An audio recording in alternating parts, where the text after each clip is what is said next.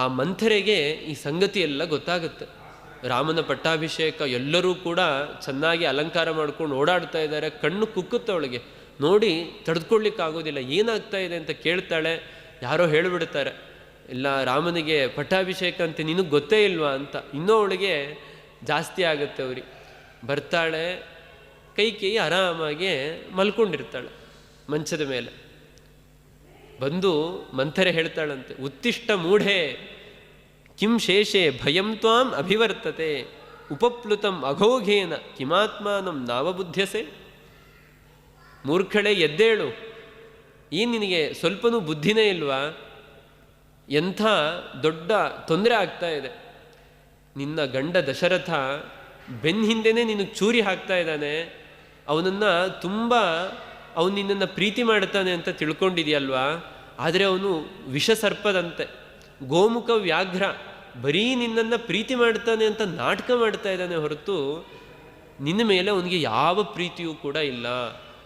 ನಿನ್ನ ಮೇಲೆ ತುಂಬ ಪ್ರೀತಿ ಅನ್ನುವಂತೆ ತೋರಿಸ್ಕೊಳ್ತಾ ಅಲ್ಲಿ ಕೌಸಲ್ಯ ಮಗನನ್ನು ರಾಜನನ್ನಾಗಿ ಮಾಡ್ತಾ ಇದ್ದಾನೆ ನಾಳೆ ಅಂತ ಹೇಳಿದ ಕೂಡಲೇ ಕೈಕೇಯಿಗೆ ಆನಂದ ಆಗೋಗುತ್ತಂತೆ. ಸಂತೋಷ ಆಗಿ ಅವಳ ಕತ್ತಲ್ಲಿದ್ದಂತಹ ಬಂಗಾರದ ಸರವನ್ನೇ ತೆಗೆದು ಮಂಥರೆಗೆ ಕೊಡ್ತಾಳಂತೆ ಕೈಕೇಯಿ.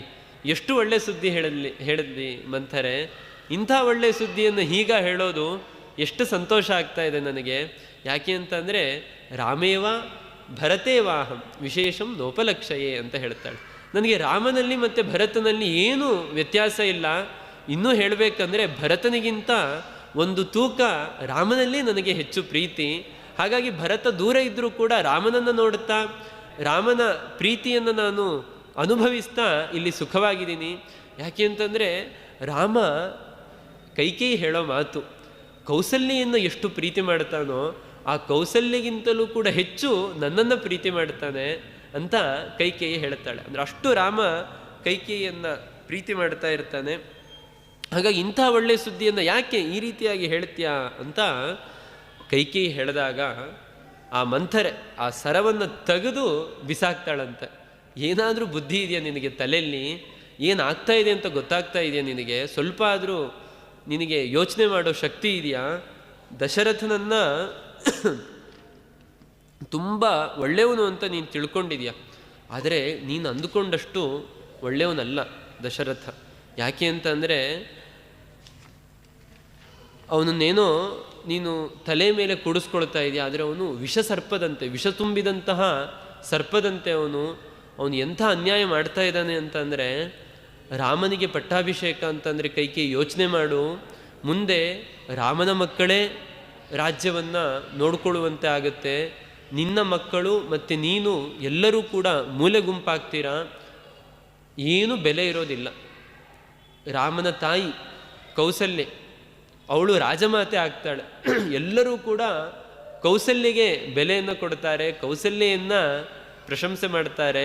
ನಿನಗೆ ಯಾವ ಬೆಲೆಯೂ ಕೂಡ ಇರೋದಿಲ್ಲ. ಅಷ್ಟೇ ಅಲ್ಲ, ರಾಮನನ್ನೇನೋ ನೀನು ತುಂಬ ಒಳ್ಳೆಯವನು ಅಂತ ತಿಳ್ಕೊಂಡಿದೀಯಾ, ನೀನು ಅಂದುಕೊಂಡಷ್ಟು ರಾಮ ಒಳ್ಳೆಯವನಲ್ಲ.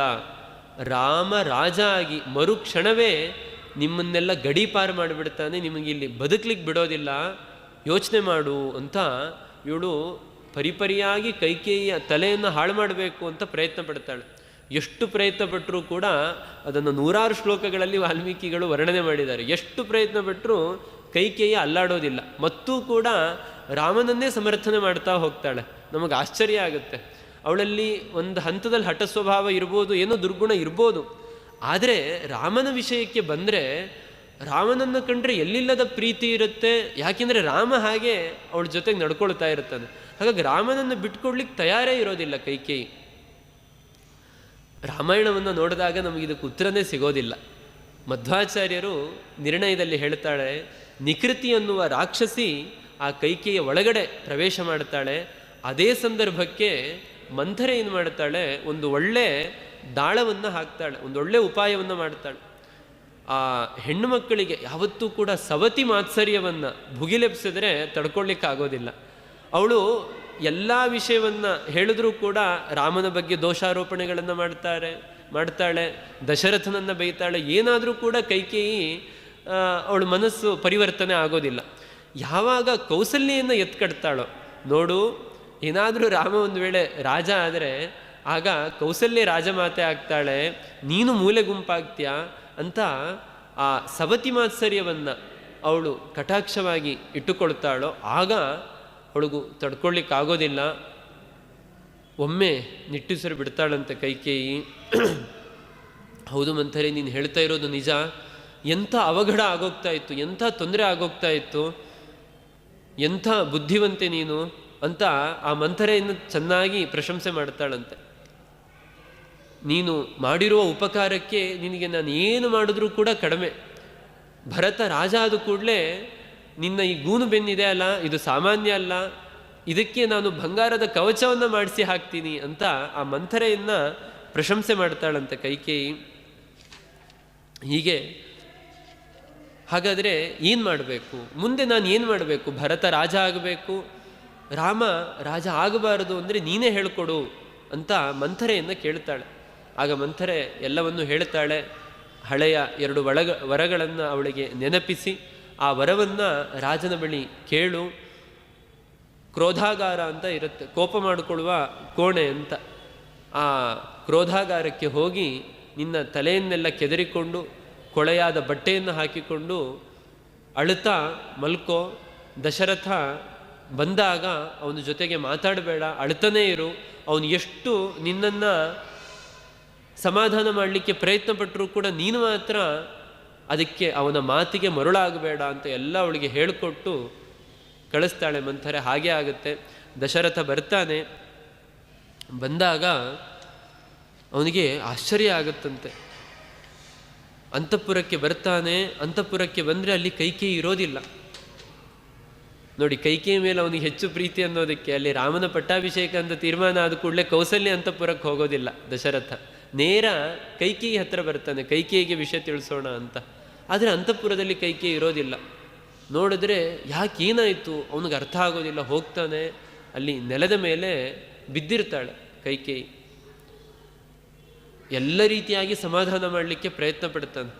ಕೊನೆಗೆ ದಶರಥ ನೋಡಿ, ದಶರಥ ಹೇಳುವ ಮಾತು, ಅವಧ್ಯ ವಧ್ಯತಾಂ ಕೋವ ವದ್ಯ ಕೋವಾ ವಿಮುಚ್ಯತಾಂ ದರಿದ್ರ ಕೋಭವತ್ವಾಢ್ಯೋ ದ್ರವ್ಯವಾನ್ವಾಪ್ಯ ಕಿಂಚನಃ.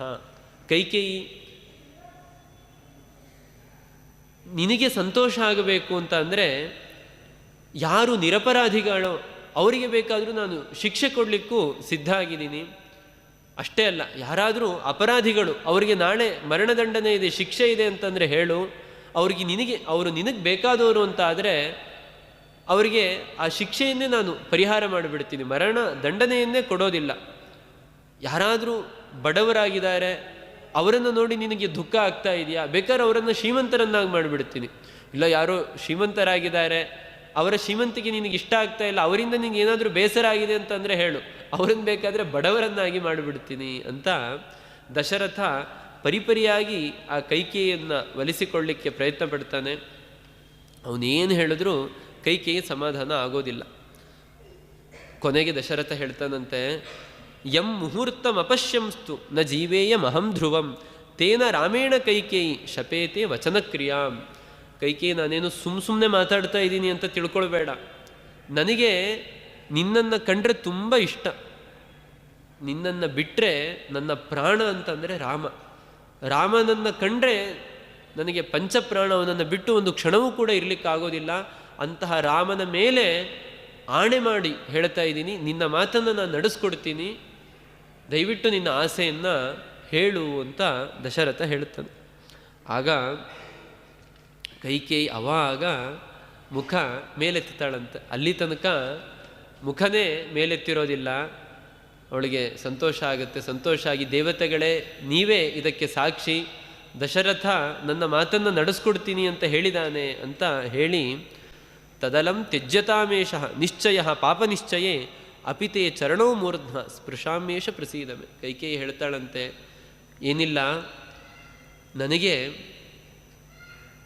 2 ಬಯಕೆಗಳಿದೆ, ಅದನ್ನು ನೀನು ನಡೆಸಿಕೊಡ್ತೀಯಾ ಅಂತ ಹೇಳಿದ್ರೆ ನಾನು ಅದನ್ನು ಹೇಳ್ತೀನಿ ಅಂತ ಹೇಳ್ತಾಳೆ. ನೀನು ಮಾತು ಕೊಡಬೇಕು ನನಗೆ. ನಾನೇನು ನಿನ್ನ ಹತ್ರ ನನ್ನ ಬಯಕೆಗಳನ್ನು ಮುಂದಿಡ್ತೀನಿ, ಅದನ್ನು ನಡೆಸಿಕೊಡ್ತೀನಿ ಅಂತ ನೀನು ಮಾತು ಕೊಟ್ಟರೆ ನನ್ನ ಬಯಕೆಗಳನ್ನು ನಿನ್ನ ಮುಂದಿಡ್ತೀನಿ ಅಂತ ಕೈಕೇಯಿ ಹೇಳ್ತಾಳೆ. ದಶರಥ ಖಂಡಿತ ನಾನು ನಡೆಸ್ಕೊಡ್ತೀನಿ ಅಂತ ಮಾತನ್ನು ಕೊಡ್ತಾನೆ. ಮಾತನ್ನು ಕೊಟ್ಟಾಗ ಕೈಕೇಯಿ ಹೇಳ್ತಾಳಂತೆ, ಏನಿಲ್ಲ ದಶರಥ, ನನ್ನ ಮಗ ಭರತ ರಾಜ ಆಗಬೇಕು, ರಾಮ 14 ವರ್ಷಗಳ ಕಾಲ ಕಾಡಿಗೆ ಹೋಗಬೇಕು ಅಂತ ಹೇಳಿಬಿಡ್ತಾಳಂತೆ. ದಶರಥನಿಗೆ ಅದನ್ನು ಕೇಳಿ ತಡ್ಕೊಳ್ಳಿಕ್ಕಾಗೋದಿಲ್ಲ. ವಾಲ್ಮೀಕಿಗಳು ಹೇಳ್ತಾರೆ, ಛನ್ನಸ್ತರ ತರುರಿವ ಅಪತತು ಅಂತ. ಚಿನ್ನ ತರುರಿವ ಅಪತತು. ಒಂದು ದೊಡ್ಡ ಮರ ಇರುತ್ತೆ, ಆ ಮರವನ್ನು ಬುಡದಲ್ಲಿ ಕಡಿದ್ರೆ ಹೇಗೆ ಅದು ದೊಪ್ಪನೆ ಕೆಳಗಡೆ ನೆಲದ ಮೇಲೆ ಬೀಳುತ್ತೋ ಹಾಗೆ ದಶರಥ ಕೆಳಗೆ ಬಿದ್ದಂತೆ. ಅವನ ಮೈಯೆಲ್ಲ ನಡಗಲಿಕ್ಕೆ ಆರಂಭ ಆಯಿತು. ಏನು ಮಾತಾಡ್ತಾ ಇದೆಯಾ ಕೈಕೇಯಿ, ಏನು ಕೇಳ್ತಾ ಇದೆಯಾ ನೀನು? ನನ್ನ ಪ್ರಾಣ ರಾಮ, ಅವನನ್ನು ಕಾಡಿಗೆ ಕಳಿಸೋದು ಅಂತಂದರೆ ಅವನೇನು ತಪ್ಪು ಮಾಡಿದ್ದಾನೆ, ಅವನೇನು ಅಪರಾಧ ಮಾಡಿದ್ದಾನೆ ಅಂತ ನಾನು ಕಾಡಕ್ಕೆ ಕಳಿಸ್ಲಿ? ಎಲ್ಲರಿಗಿಂತಲೂ ಕೂಡ ಹೆಚ್ಚಾಗಿ ನಿನ್ನನ್ನು ಪ್ರೀತಿ ಮಾಡ್ತಾ ಇದ್ದ ಅಲ್ವ, ನೀನೇ ನನ್ನ ಹತ್ರ ಹೇಳಿದೆಯಾ ಎಷ್ಟೋ ಬಾರಿ ಬಂದು, ರಾಮ ನನ್ನನ್ನು ತುಂಬ ಪ್ರೀತಿ ಮಾಡ್ತಾ ಇದ್ದಾನೆ, ರಾಮನ ಜೊತೆಗೆ ನಾನಿದ್ದರೆ ನನಗೆ ಭರತನ ನೆನಪೇ ಆಗೋದಿಲ್ಲ ಅಂತ ನೀನೇ ಯಾವಾಗಲೂ ಬಂದು ನನ್ನ ಹತ್ರ ರಾಮನನ್ನು ಹೊಗಳ್ತಾ ಇದ್ಯಲ್ವಾ? ಇವತ್ತ್ಯಾಕೆ ರಾಮ ಕಾಡಿಗೆ ಹೋಗಬೇಕು ಅಂತ ಹೇಳ್ತಾ ಇದೆಯಾ? ದಯವಿಟ್ಟು ಈ ವರವನ್ನು ಮಾತ್ರ ಕೇಳಬೇಡ, ಬೇರೆ ಏನು ಬೇಕಾದರೂ ಕೇಳು. ನಿನಗೇನು ಭರತ ರಾಜ ಆಗಬೇಕು ಅಂತ ಆಸೆ ಅಲ್ವಾ? ಆಯಿತು, ಭರತನನ್ನು ಬೇಕಾದರೆ ರಾಜನನ್ನಾಗಿ ಮಾಡ್ತೀನಂತೆ, ಆದರೆ ರಾಮ ಯಾಕೆ ಕಾಡಿಗೆ ಹೋಗಬೇಕು?